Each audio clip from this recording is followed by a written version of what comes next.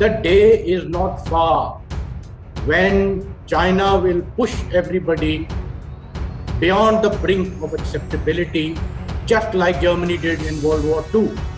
So there have been, during Indira Gandhi and Rajiv Gandhi's time, there have been 8 rounds of talks. During Atal Bihari Vajpayee and Narasimha Rao's time, there have been 15 rounds of talks. During Mr. Manmohan Singh and Mr. Narendra Modi's time, there have been 22 rounds of talks at the JWDE level and 20 rounds of talks at the joint mechanism level. The Chinese have 27 friction points. 27. In the Ladakh sector, there are 12. Then in Himachal, there are 2. In Uttarakhand, there are 2. In Sikkim, there are 3. And in Arunachal, there are 8. A total of 27 friction points. So even they are not sure about their manufactured claim. And what lies between these dashes, they know not even to them. And I'm sure even in their own think tanks, they must be sitting and laughing. Look what fool we are making of the world. We come up with a trumped up, manufactured, retrofitted claim and everybody takes us so seriously. So what do they learn from history? We gulp Tibet, we gulp East Turkestan, we gulp Inner Mongolia. Nobody even raised an eyebrow. So what stops us from gulping some more? China's Achilles heel lies in the disenchantment of the Chinese population against its leadership.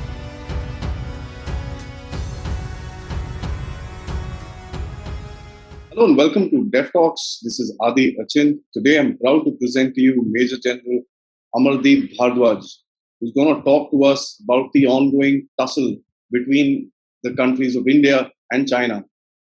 The general, having dedicated almost 36 years to the service of this nation after being commissioned into the Armored Corps in December 1981. He, after that, went on to become the commandant of Armored Regiment between 2001 and 2004, which was during the Operation Parakram. He's also commanded a brigade part of the Strike Corps. He's also served as the Directing Staff Senior Command Wing at the Army War College in Mao, as well as the Chief Instructor at the Defence Services Staff College in Wellington. Thank you, sir, for joining me today for this discussion. And as I was talking to you offline, the topic of India and China needs to be discussed and discussed and discussed. Yeah, thanks, Adi. It's a pleasure to join you on this forum, which you have newly created. And thank you for having me over on your forum. My motivation in joining young people like you across the world, and especially in India, is basically that I would like to contribute towards enhancing and enriching the promotion of strategic thought and engendering a strategic culture amongst our populace. The lay public is pretty well uninformed or malinformed about issues strategic, and I therefore welcome this opportunity that you have given me to try and do my little bit in this regard. Pleasure's all mine, sir. I'll start with the question, sir. One of the things that I'd like to ask you is a large number of meetings have actually taken place between both the corps commanders, 11. There's a 12th one coming up in schedule. There's a huge amount of work that needs to be done in these corps commanders meetings. We met 2 separate generals of the Chinese, having only one simple disengagement at the Pangong. So not much has moved after that. Why do you think so, sir? Well, I think at this juncture, this is a very, very relevant question, Adi, because probably that may be the question uppermost in the minds of many Indians as to why, after 11 rounds of talks between the military commanders, there is no significant traction on ground. I won't say there is no movement. There has been some disengagement, a partial disengagement and partial de-escalation. And we should not take away from them. But if you really look at the larger border issue between India and China, it doesn't seem to signify anything substantial. And why is it that after so many talks, the situation is like this? So that would be a very relevant question, not only probably with the Indian community, but maybe even with the people across the border in China and those who watch India-China Guangxi. Guangxi is actually a relationship. Mandarin, I hope I am pronouncing it correctly. Guangxi, right. So what I'll do is I'll dive right into the answer to your question without any preamble. Now, the analysis of all the indicators that we are getting, from across all the media sources that are open to us, comes down to one large reason, one major reason for the so-called lack of traction between these, so many rounds of talks. And that major issue is what I say, lack of sincerity on the part of China to actually solve the border issue. Now, it may sound very convenient for an Indian to say this, but the viewpoints with which both sides are opposing these talks are immensely different. The Indians are approaching it with sincerity and honesty because this is a thorn in our flesh. It has been hurting us for so many years. And we would like to get this thorn out and settle the border issue once and for all. That is our perspective. And also, we have something to gain. After all, if 38,000 square kilometers of Ladakhi territory in Aksai Chind area is in Chinese hands today, there is a motivation for us to engage in talks and get it back. Now let's look at it from the Chinese side, right? I think the perspective that they are having is they want to tell the world, look, we are peace lovers. We are ready, to talk, to negotiate, to sit on the table, discuss with our Indian people across what are border issues. So they are doing it more as a perception management exercise. And the will and their very core of their heart to solve the problem, to actually terminate this issue once and for all, to kill it, so to say, doesn't appear to be there. So I think that this, to all indicators, appears to be the primary reason for these talks really not going anywhere else. And there is a secondary reason. If you allow, can I just quickly elaborate that? Please, sir. All right. Yeah, so the secondary reason is actually the expectations of the Indian diaspora are too high. We are expecting that when these military commanders talk, they are going to actually solve the problem. Now, let me just put certain things in perspective. The mandate for the military commander level talks on both sides is limited in scope. And that limitation is restricted to only two things: disengagement and de-escalation, period. A co-commander is an operational level commander. He is the best man on the ground who knows the terrain, who knows the enemy deployments, who knows the tactical and operational connotations of operations in that area. And without him, you actually cannot come to an accurate picture of the situation on the ground. So while he may not be the deciding factor in the larger, relationship between India and China about the border issue, but he is an essential ingredient. And it is inescapable that his expertise is brought into use. And the point I made about expectations, there are, for the lay people, there are three levels of warfare: the tactical level, the operational level, and the strategic. And the strategic level could be further subdivided into the national, the regional, and the global.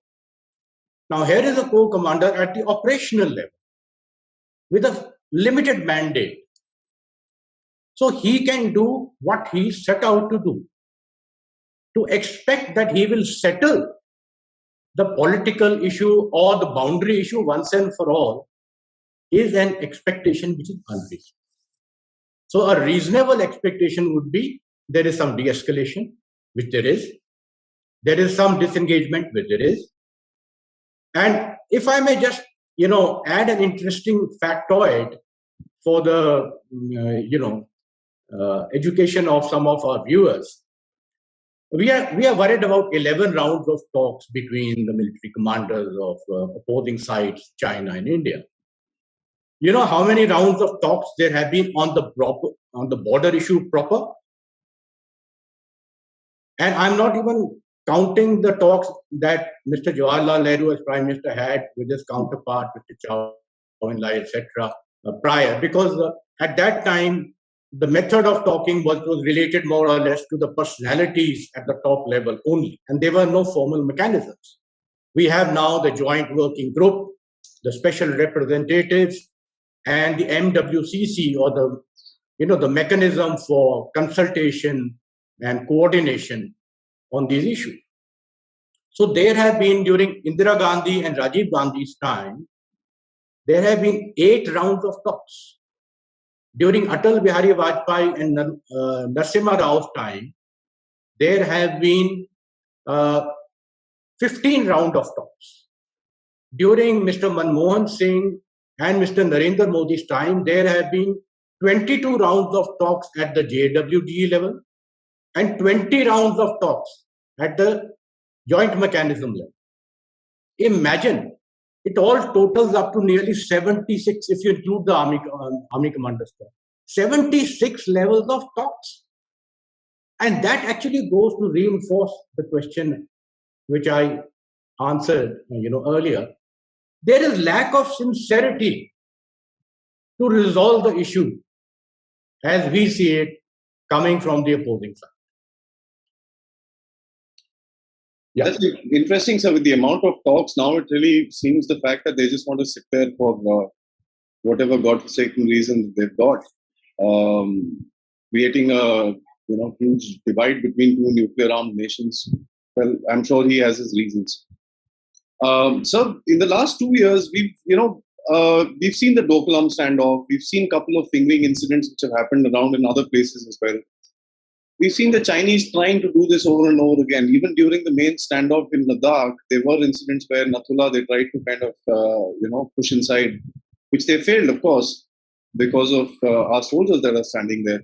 But why do you think the Chinese are kind of doing this? What is their motive? By gaining a kilometer of land somewhere or even 10 kilometers of land somewhere, I don't think Mr. Xi can actually drumbeat his success to even his own people. What is the larger motive? Very, very pertinent question. And Adi, I'll request you, I will take some time because I think this one is actually the core issue. And if we are able to understand this in its entirety, there will be a tremendous amount of clarity in understanding this kind of tussle that is going on. Now, let me just answer that by saying that the aims of the opposing side of the Chinese in the recent 1-year-long standoff and incursion issue, I will just take them at 2 levels. At the operational level, they appear to have come in for 3 gains. The first one was to change the situation on the ground and occupy all the areas that they claim as per the 1960 claim line of the Chinese, and therefore present the world with a fait accompli that whatever the situation today is only in the eastern Ladakh sector, that situation conforms exactly to our claim line of 1960. So therefore, the issue is already resolved. You see the tactic. The second was that they wanted to link the Kashgar-Lhasa highway to Islamabad via the Shaksgam Valley. Now, these are the G219 highway in the Chinese nomenclature and the G314, Yes. which goes right up to Islamabad. Mm. And they wanted to link it through the Shaksgam Valley, which you well know is a valley which is illegally ceded by Pakistan to China and which is just adjoining on the northwestern part of Siachen. Very close, in which actually it runs very, very close to the Karakoram Highway. The third operational level reason was that they are wanting to give depth from the north of Daulat Beg Oldi to their Karakoram Highway, and thereby create a kind of a buffer between Daulat Beg Oldi and the Karakoram Highway and occupy that area. Now, this was their calculation of the operational. This is what it appears from whatever sources that I have accessed. However, more important is what was their grand strategy or what is their long-term strategy at the national. So if you want, I will like to delve into that. Oh, please, sir. Right. While the exact strategy would only be known to the top leadership of the CCP, and for that we have to go into their psyche to understand it. But I have studied this of late, and I would like to share about 9 strands or 9 contours of this strategy, which have clearly emerged. And if I would quickly go through these 9, I think more or less we will get an idea of the entire strategy that is unfolding today. We are seeing only parts of it. We'll see some parts of it later. But this is the long-term strategy that appears to be now unfolding. So I'll take with the first strand of this strategy. And that is, let's for a moment take our focus away from the India-China border. Just for a moment and zoom out. China has borders with 14 countries on the land side. And it has neighbors in the maritime area. It has a total of 17 border boundary disputes today. 10 in the maritime domain and 7 in the land domain. Now you tell me, is something wrong with all these other countries? Or is something wrong with China? I mean, I'm living in a colony and there are houses all over. All of us live in these, residential neighborhoods. If one particular resident of one house has a problem with almost everyone around him, and all the others combined don't even have the total number of boundary disputes as this one guy alone, is there something wrong with the rest of the colony or the neighborhood, or there's something wrong with this one guy? Right? It's very, very evident what is happening. Now, as far as disputes go with India,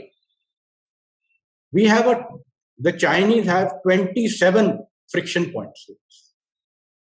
27. In the Ladakh sector, there are 12. Then in Himachal, there are 2. In Uttarakhand, there are 2. In Sikkim, there are 3. And in Arunachal, there are 8. A total of 27 friction points. Total area under dispute in excess of 120,000 square kilometers, of which 38,000 square kilometers is already with Chinese in the SIGIN. The dispute is from us. And another 90,000 square kilometers they are claiming in Arunachal. Okay. And as far as the Arunachal thing is concerned, let me quickly bring in here that as late as 1985, they had no claim on Arunachal. Yes. I mean, most of the viewership would have been born by then, right? So I'm not talking about very long ago. Till 1985, we had so many border talks, so many rounds of talks with them. They never ever laid any claim. And suddenly, out of the blue, in 1985 comes that Tawang is essential to any peace settlement of the border. And thereafter, they say that 90,000, the entire Arunachal, which incidentally, if you were to see on the map, now borders Myanmar on one side and China on the other. Okay.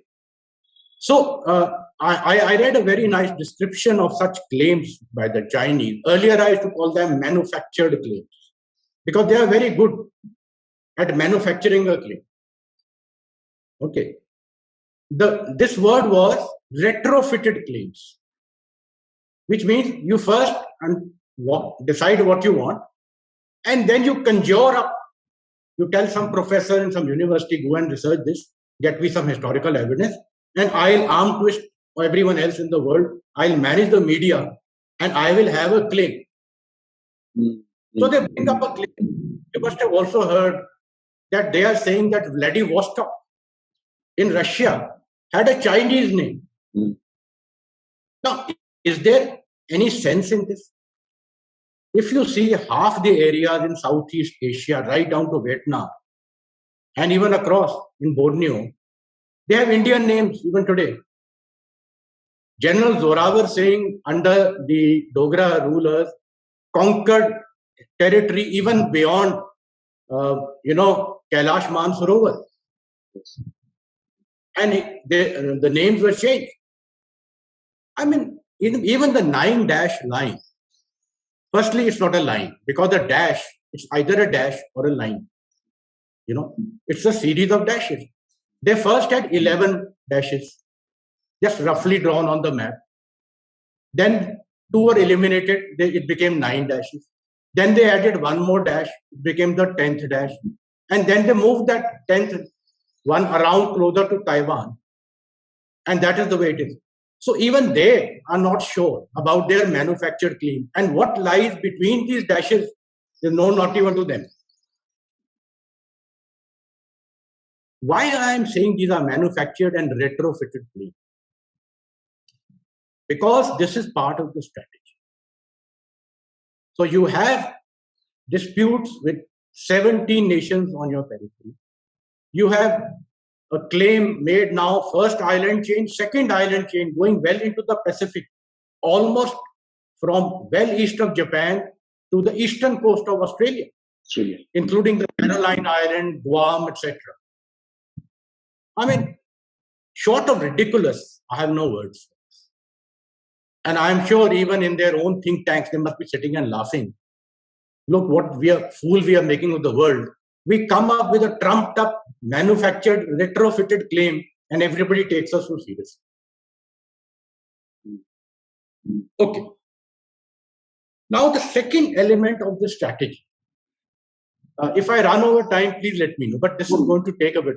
No problem, sir. Please go on. What they have learned from history. And they have woven these lessons from history into their strategy. Now we'll take the lessons learned from their side and from our side. Separate.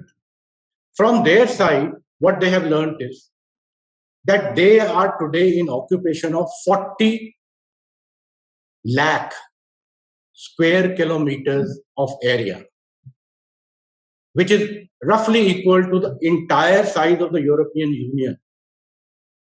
I'll enunciate this, I'll articulate this with some details.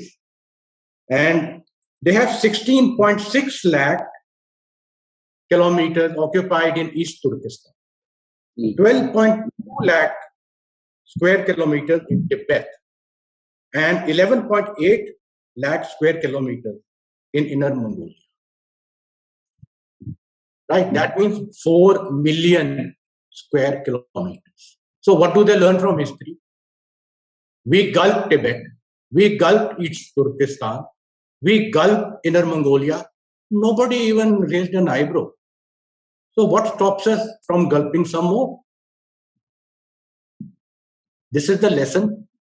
The world has been sitting and doing nothing, which has emboldened them today to make a claim. You know, the southernmost part of the 9-9 is 1700 kilometers from the southernmost tip of the Chinese mainland. Imagine making a claim 1700 kilometers away from your nearest land border. Which law? There is no law.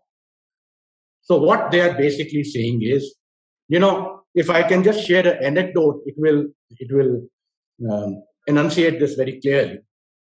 Some time ago, I was reading the description of a traffic accident in Europe somewhere, and the journalist was reporting why these two vehicles had an accident. So the line he used was, the man in the car had the right of way. The man in the car had the right of way, but the other guy had a truck. So what China is saying is, you may have the right of way, but we have the truck. We have the muscle, and we are going to flex. Okay. So this is what Indians can call dadagiri, and what in English we can call sheer bullism. Bullying others to submission based on your might, with no morality, no ethics, and no real claims. Now look at it from the Indian perspective. How have we historically done? Okay. In 1952, Pandit Jawaharlal Nehru gifted away 22,000 square kilometers of territory in the Kabau Valley, opposite, which is now adjoining Manipur, to the Myanmaris, to the Burmese. And they didn't even ask for it. I mean, he just went with it. Oh, we are good friends here. Yes, 22,000 square kilometers. Yours, just take it. And all the while that area was populated by Métis, and from the same ethnicity, from the same religion, from the same ethnic and socio-religious background as our present-day Manipur. Yes. And they are such good people, Manipuris. You know, Vaishnavites, they're decent, well-behaved, patriotically Indian, and very good people. So we did that. We had a problem with Kachativu Island with Sri Lanka for 41 years. How did it get resolved? In 1974, I think we just gave it away. We had a problem with Bangladesh, that was enclave. Thankfully, Mr. Narendra Modi has resolved that.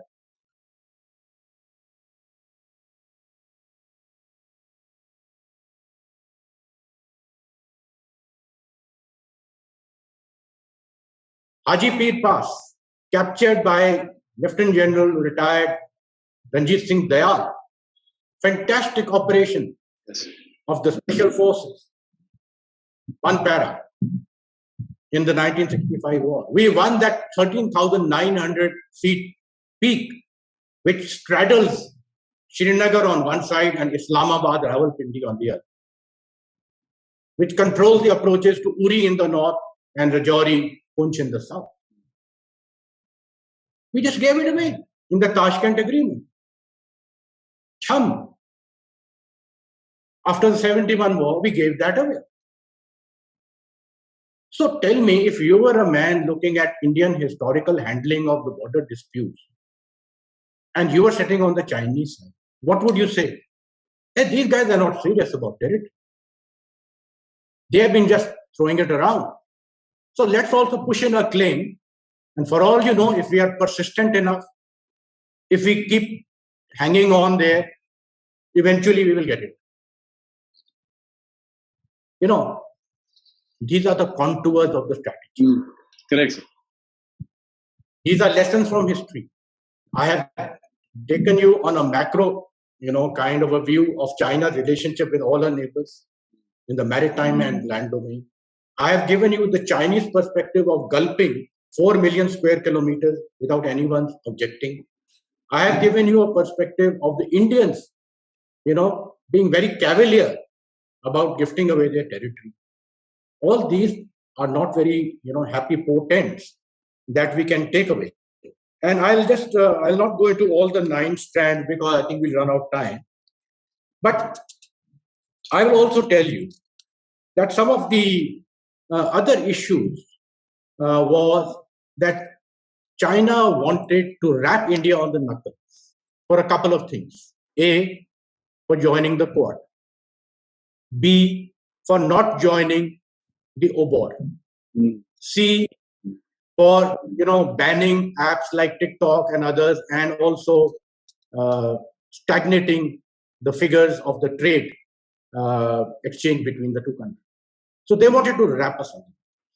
Fourth, they wanted to test our resolve, our political will, and our defense preparedness to defend the territories that we say are ours.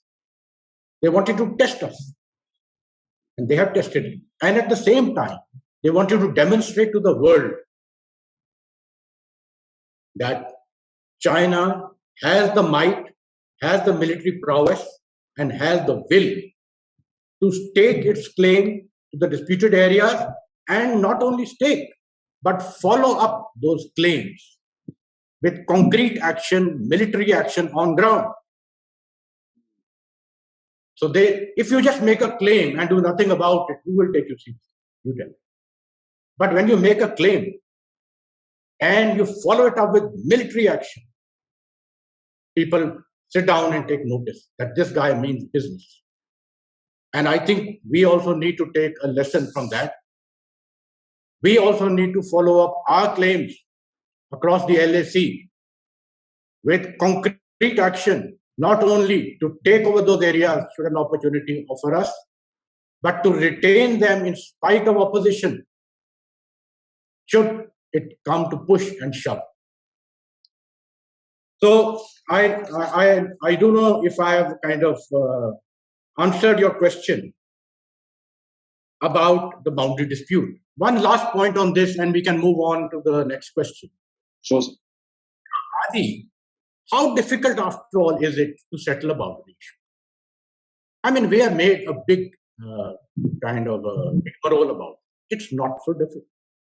Let's say you and I are neighbors, right? And we have a common boundary, and we have a dispute between the boundary issue.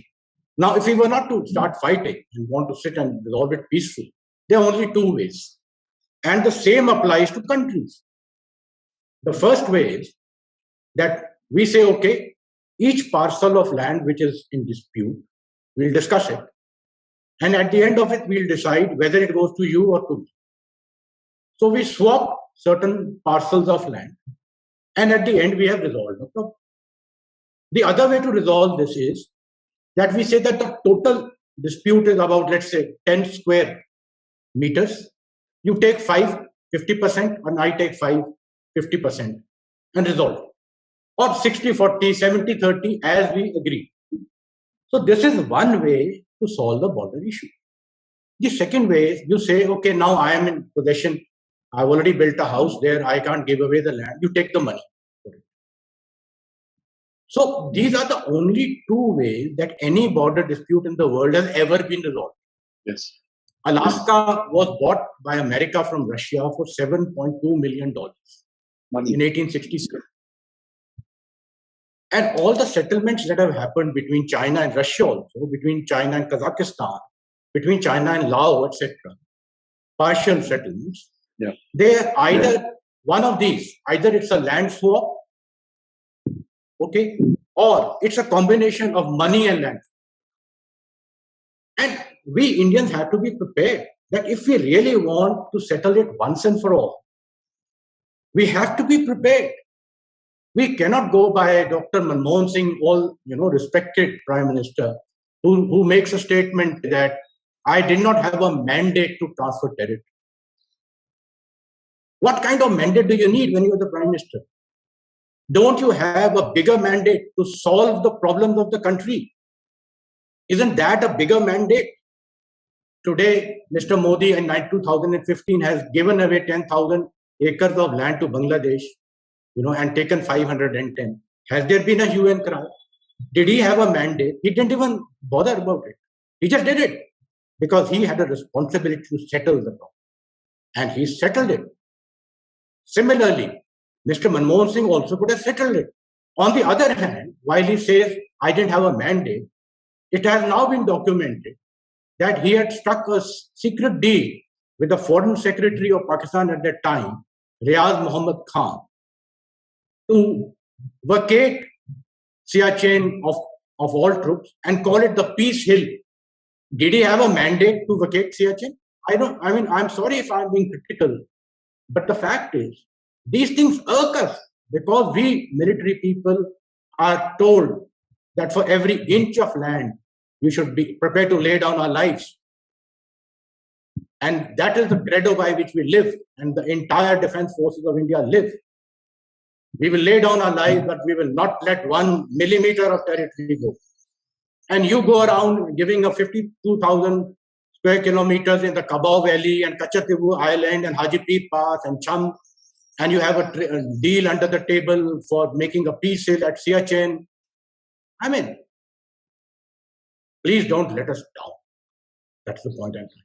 This is also factored into the Chinese grand strategy. So I'm sorry I have overshot my time, but I thought that this was a very critical issue and it needed to be articulated in some detail. So I have taken that time to do it. Over to you. Not at all, sir. I think a historical perspective is always welcome. One of the things that I'd like to mention on this is because whatever spin that the Chinese put out, it always carries a history of some dynasty in 5th century, 7th century, and this and that, and they put it out, oh, this happened, that happened, and all that stuff. It is always with a historical perspective. And I don't think the Chinese people would even understand it, but their leadership does, and they use it pretty well to their advantage. So I agree with you. It is also the historical perspective that the Chinese are looking at. Yaar, tum pehle to kar chuke, abhi bhi kar lo, khatam karo, kaani yaar. If you look at the rhetoric which is coming out of the Global Times and the CTGN, that's exactly what they're saying. Indians need to settle. Currently, the rhetoric is completely horrible, which is coming out. It's actually below par of being even an enemy nation's press. But during the standoff, that's what they were saying. Indians need to walk halfway, come settle with us, there's that, and everything like that. It was basically in my opinion, giving a candy to a little kid to, just calm down, don't create so much of an issue about it. Let's figure this out amongst ourselves, but don't get anybody from outside. So you mentioned the Quad. The Quad was a sleeping giant for almost 5-7 years. It suddenly woke up during courtesy, I would say, a lot of pressure that was put in from India as well. Courtesy, a lot of pressure that was put in from Australia and Japan. US is always ever ready to pick up a fight with anybody on everybody for that matter. But and yet strike a lot of trade deals with China. Yeah. So I agree with you. So there's that one thing. What do you think is the future of Quad? One of the things that people have been talking about is, yes, Quad does do a lot of diplomacy and stuff like that, but where are the biting teeth of Quad? So what do you think is the future? Will it ever become an Asian NATO as per se, or in some other form? What do you think is going to happen? See, Adi, I am a Fauji. I'm a military man. And pardon me, I don't speak like a politician or a bureaucrat. So I will speak the way a military guy should speak. Okay, as far as the Quad is concerned, if you are simply wanting to do trade and send cultural delegations and exchange medicines and vaccines and help each other for education and travel and tourism and have industrial exchanges, there are at least 15 to 20 other agreements and forums already existing. You don't need Quad, friend, if you have to do this. What makes Quad different from these 15, 20 existing partnerships and agreements? It is the perception that China cannot be handled alone, not even by the USA. And therefore, we need a group of like-minded countries to tilt the balance against China. That is the key. Like I said, I'll talk plain, man to man, hands on. Okay, lack of tact, but somebody needs to say this loud and clear. So if you really want to do all the goody things, you don't really need Quad. You have a lot of arrangements, a lot of partnerships. Just go ahead with them. Okay, but if you really mean business, you mentioned teeth. Absolutely, just the right word. Quad needs teeth. Right now, it is a newborn baby which has not even sprouted its teeth. It is feeding off, the milk bottle. It has no teeth. It needs not only teeth, but in the long run, it needs incisors. It needs fangs. It needs claws. It needs talons. It needs sinews. It needs muscle. Correct. This is the raison d'etre. The day is not far when China will push everybody beyond the brink of acceptability, just like Germany did in World War II. And the policy of appeasement of all the other powers who kept saying yes, yes, yes, sir, and doodling and humming and hawing about Germany's aggressive push resulted one day in the threshold being crossed and the war. That threshold with China is not far. It could happen in South China Sea. It could happen in forms other than kinetic warfare itself. But then no one else other than China is the proponent of unrestricted warfare, which means cyber attacks, which we have seen in India and America has seen, and Japan has seen, and Australia has seen, which means trade wars, which all these countries have seen, which means undue aggression and pushiness, lack of decency. You just said that some of the language and rhetoric coming out is not even decent. It's not even courteous. So when somebody goes to those levels, the threshold is getting nearer and nearer. Now, what does the Quad need? Talking about partnership will do nothing. We've got to get down to structuring Quad correctly. And I'm not the one to articulate on trade issues or economic issues and foreign policy issues. That's not my domain of expertise. So I will restrict myself to what our requirements from Quad are as a military power. First, what we need are partnerships. And partnerships have to be all encompassing. We have to have intelligence sharing partnerships amongst the members of the Quad. We have to have logistic sharing partnerships. We have to have SOPs and rules of engagement drawn up.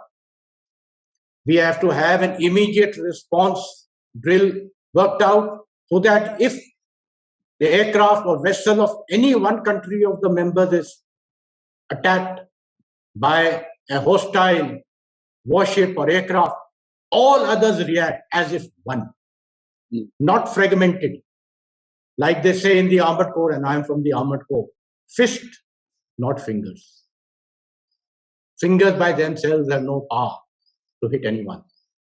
But when they become a fist, you can break the other guy's jaw. The Quad today is not a fist. It needs to be converted from fingers to fist.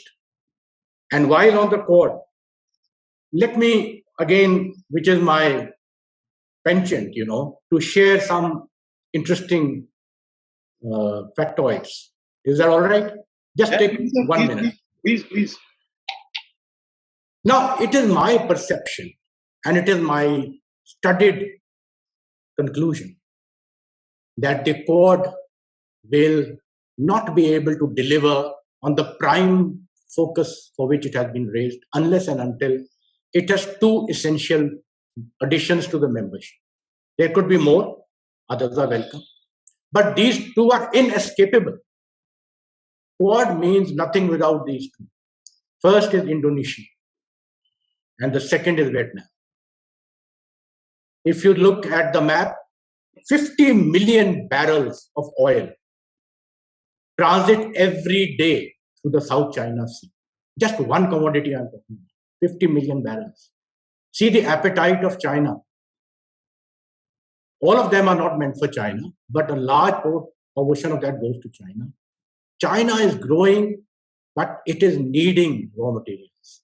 And everything that it needs comes from here. And who controls these? The three straits, the Malacca Strait, the Lombok Strait, and the Sunda Strait. All three controlled by Indonesia. The second country is Vietnam.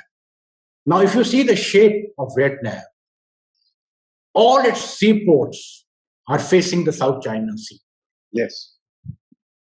And if any tangible action has to take place, all the contested areas are very close of the coast of Vietnam, whether it be the Spratlys, the Paracels, etc., and right down to Natuna Islands of Indonesia. So Vietnam will be the pivot. Vietnam is geographically positioned as the fulcrum for tangible and verifiable action into the South China Sea. I feel these two are essential ingredients, and Quad needs to put its mind into getting them into the membership. And along with this, may I just mention that if you look very closely at the first and second island chain, which is with the naval doctrine of China, the first line of islands it's a little arc that comes from south of Japan called the Ryukyu Islands, joins up with Taiwan, then goes on to Philippines and goes down to Borneo. And the second line further away, which I've already explained, is the Carolines, the Guam, and the island further north. Right. So this is China's big push into the deep blue sea. And this push started way back in 1972. And one has to grant the devil his due. They have increased their naval capabilities so exponentially in this time that from nowhere today, nowhere in 1972, today they are in a position to, exchange tariffs with USA right off their coastline. So as far as Quad goes, I have refrained from talking about issues for which I feel I'm not the right guy to talk. But I have emphatically stated what, to my mind, to my personal analysis, appears to be, as a soldier, the way forward for Quad. I hope that answers your question. Oh, it does. As a matter of fact, this thought always came to me as well. The involvement of the ASEAN countries would be the most critical thing to curtail Chinese activities in the South China Sea and the neighboring regions after that. It is a well-known fact of the 7 concentric circles that the regime is trying to occupy. And the first one they've come up to, which is the 9-line, and the second one, as you mentioned, is the Guam region and stuff like that, which includes the dark region in India, or the 5 fingers of Tibet, as it's put across by the Chinese. So I agree with you. It's a multi-pronged effort that one will have to put, because at the end of it, we are going to fight China in his house, in his home, close to his house. For us in the north will be an advantage, but anything in the sea, it's a little further down for us. I agree with you, sir. It's absolutely I think a very clear analysis on this, sir. So, but one question does come into play.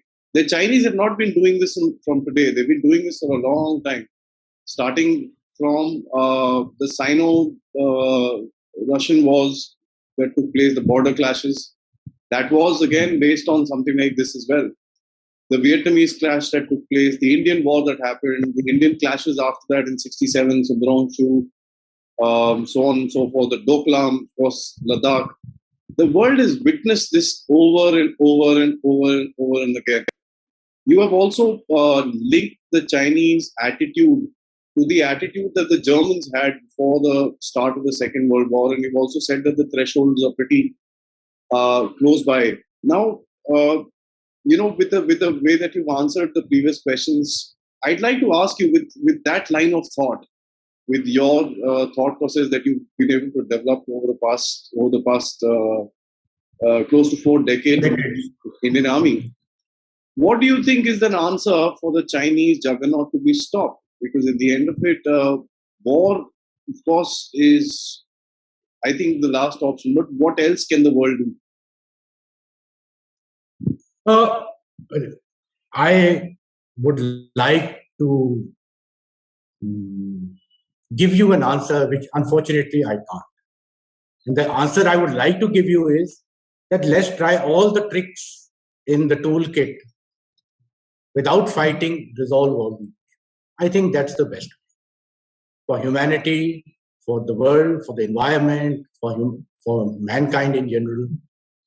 Because no war ever solved any problem. And nobody knows this more than a military man.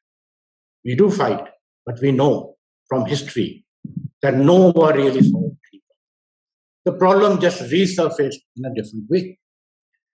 But if I can just rephrase your question a little differently to lend focus to what we are talking. The world appears to be quite spellbound by Chinese, strategy of unrestricted warfare.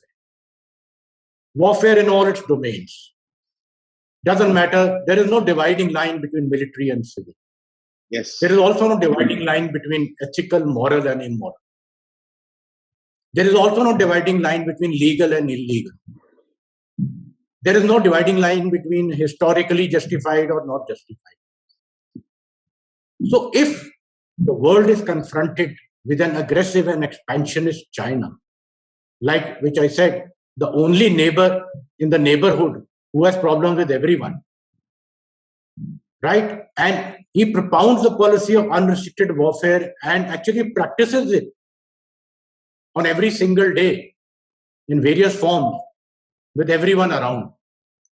What do we do to answer that? Is that your question, isn't it? I mean, just rephrased it. Now, I'm actually appalled by the lack of intellectual, should I say, stagnation to come up with a counter to the Chinese policy of unrestricted warfare. And it's not all that difficult. Okay. Now, I have studied a topic and I have lectured on it. It's a topic very close to my heart. And I am very convinced that the answer to Chinese unrestricted warfare lies in our old maneuver warfare. Maneuver warfare as evidenced and as practiced first in the world by nobody else than Shri Krishna. If you go by all the tenets of maneuver warfare, and I'll just quickly spell them out because many people may not understand. Maneuver warfare is not about fighting.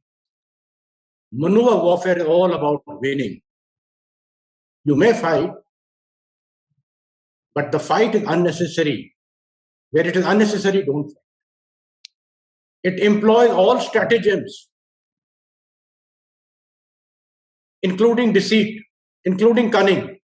How did Duryodhana die in his, that Gada Yudh with Bhim? Sri Krishna hinted to Bhim, uski jang pe vaar, which was against the rules, but that killed Duryodhana. How did Karan die when his chariot was stuck? Sri Krishna told Arjuna, now is the time, shoot your arrow. And in the end, Sri Krishna gives you even a moral answer. He says that if you think these actions of mine are immoral, then the biggest immorality is to enter a war and lose it. True. The biggest immorality to get thousands of people killed worthlessly is to enter a war and lose it. The biggest morality, if you enter a war, you must win it. And even Guru Gobind Singh says the same thing. अतही रण में जब जूझ पड़ू निश्चय कर अपनी जीत. But see, if you don't want to fight, fight. That's what I began my answer by saying. We don't want to. We don't want to have military confrontation. It doesn't solve anything. We are peace lovers. But if you compel us and you bring us onto the battlefield, then our dharma and our morality and the only purpose we have left is to win that war. Notwithstanding anything, not morals, not principles, not nothing. And I'm not saying this. These are the tenets of maneuver. Maneuver warfare says it is possible for a weaker opponent to defeat the stronger. If you make the opponent's strength work against him, you don't have to apply anything. His own strength will work against him. And there is a way to do it. Maneuver warfare says that it is the enemy's mind that you have to target, not necessarily his battle tank or ship or aircraft. And let me give you an example. What was perestroika and glasnost? What happened to the famous Soviet Union? It crumbled like 9 pins. That is maneuver. Not a shot was fired. All the weapons and ICBMs in the armory were of no use. But maneuver warfare did it. Similarly, and I will not go, Adi, pardon me, into details because what I have to say more on maneuver warfare in the context that we are talking lies in the classified domain. I am ready to share my thoughts in a classified forum, but in a public forum, all I will say is there is a better strategy available already to counter China's unrestricted warfare, and it hinges on maneuver warfare. I'll just say this and stop. That is very interesting. I think in a layman's language, I'm going to just say one thing. If you want to defeat a bigger enemy, kick him from the within. He should be weak from inside. And I think that says it more than enough. And what you're talking about is something very, very interesting because it involves all forms of warfare wherein we are not just forcing our military to do all the actions. There's also a whole lot of other things which are happening, which will ensure that the Chinese are going to either start looking inward or look behind their back all the time. Absolutely. Yeah, sorry, I'm interrupting you, Adi. Just want to make one quick point. Sure, please, sir. Your words actually triggered that thought. Maneuver warfare, one of the essential tenets of maneuver warfare is that we must identify the enemy's weakness, which means his Achilles heel. The point where if you put a pin, the mighty Achilles will fall. And in one of my posts and writings, I have actually identified this Achilles heel. China's Achilles heel lies in the disenchantment of the Chinese population against its leadership. This is China's Achilles heel. And if the public disenchantment bursts forth, China can implode. You may not need anyone from outside to do anything. Right? Therefore, I always make a difference between saying, when I say China, I have full sympathy with the Chinese people. Correct. The ordinary Chinese people are good people. They are decent.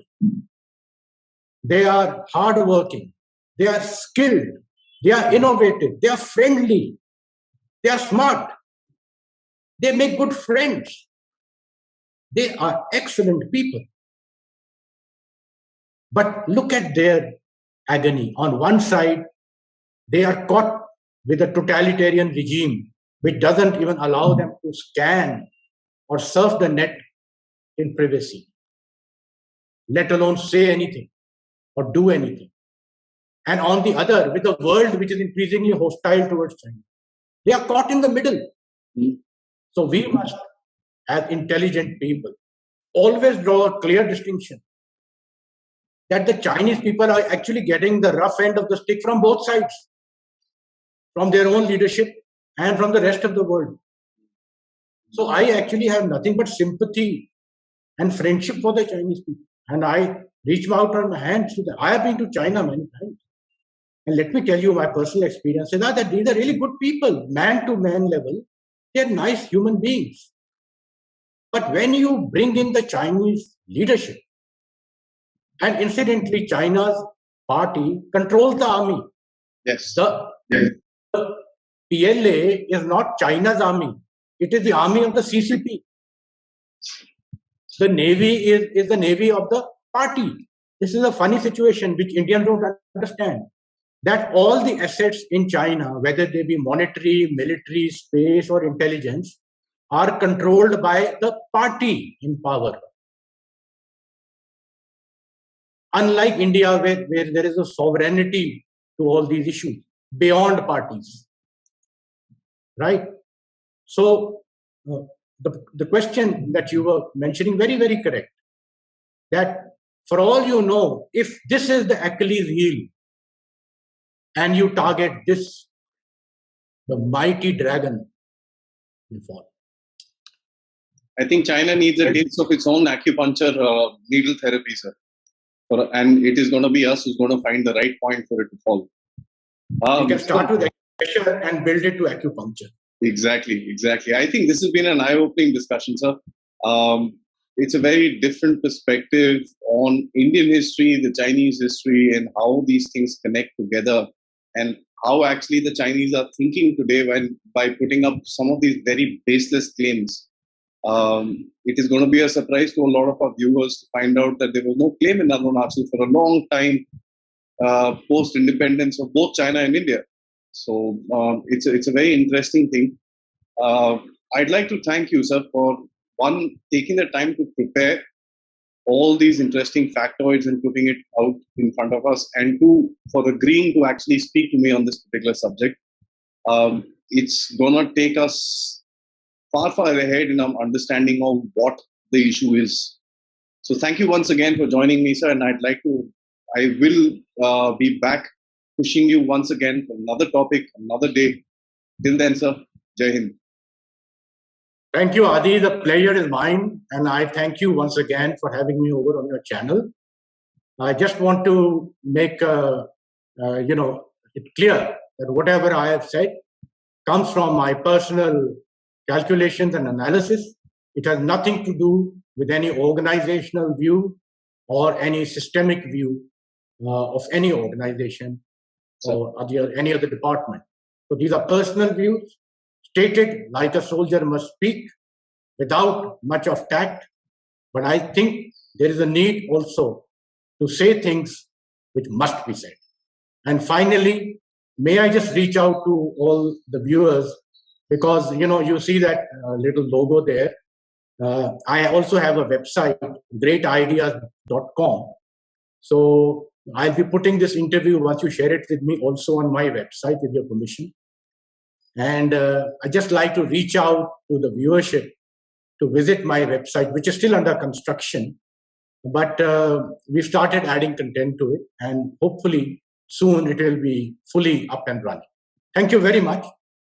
Thank you, sir. Thank you very much. Best of luck. Thank you, sir. Thank you.